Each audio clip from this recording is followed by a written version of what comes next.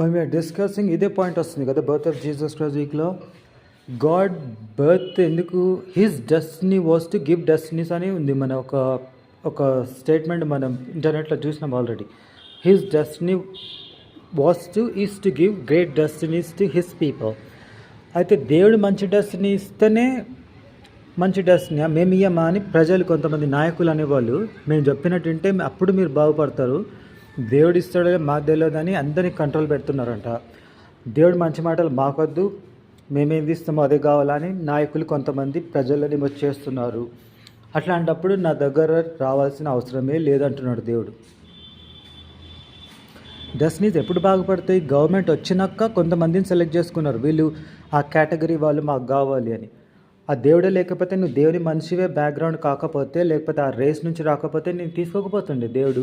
మరి ముఖ్యంగా Noah and his 3 sons నుంచి వచ్చిన వాళ్ళమే. ఇంకా ఏమంటున్నారంటే వాళ్ళు బతికించింది మేమే అని అబద్ధాలు చెప్తున్నారట, మిమ్మల్ని పుట్టించింది మేమే అని అబద్ధాలు చెప్తున్నారు. యాక్చువల్లీ బర్త్ కంట్రోల్ పెట్టడం తప్పు. బర్త్ కంట్రోల్ అసలు రావద్దు, మల్టిప్లై కమ్మన్నాడు దేవుడు.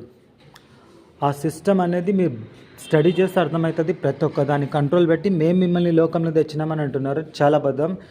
అబార్షన్స్ని ఎంకరేజ్ చేస్తున్నారు,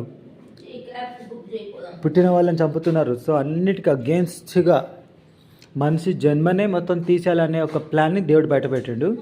కాబట్టి వన్స్ అగైన్ దేవుడు ఇచ్చే డెస్టినీ మనకు ఫస్ట్, దాని తర్వాత నువ్వు ఎంత పోరాడితే అంత మంచి డెస్టినీ వస్తుంది. నీ రైట్స్ కోసం పోరాడు. మరొకసారి చెప్తున్నాను, దేవుడు చెప్పిన దాంట్లో కాంప్రమైజ్ లేదు. వాళ్ళందరూ వినడానికి ఇష్టం, కాకపోతే వాళ్ళని మిస్యూజ్ చేస్తున్నారు. ఫర్ ఎగ్జాంపుల్ ఆ 3 brothers ఏం చేస్తున్నారు? మిస్యూజ్ చేస్తున్నారా? They are trying to use misuse we want to know. So దేవుడు చెప్పిన దానికి ఏదైనా అగేన్స్ట్ ఉంటే మాత్రం I do not support such people. This is not a permission, this is not some kind of permission ఇచ్చి ఎట్టంటే పోయి ఏమైనా చేయమని కానే కాదు. ఇన్ఫ్యాక్ట్ ఆలిస్ మమ్మీ వాళ్ళ ఫ్రెండ్స్ కూడా అదే వార్నింగ్ వచ్చింది. నోవాజ్ విజయ్ పోయి ఏం చేస్తున్నావు నువ్వు? నీ బిడ్డనేనా? నీ బిడ్డ గురించి విజయ గిజయ అదే కావాలని, లేకపోతే ఆ జగంగా నమ్మదా? నీ ఆఫ్రికాలో పోయి చేయ వేషాలన్నీ. కాకపోతే ప్రజల విషయంలో మంచి చెడుల కోసం దేవుడు ఏర్పరచుకున్న వాళ్ళని యాక్సెప్ట్ చేసిండా లేదా, ఆ విషయాలు వస్తున్నాయి ఇప్పుడు.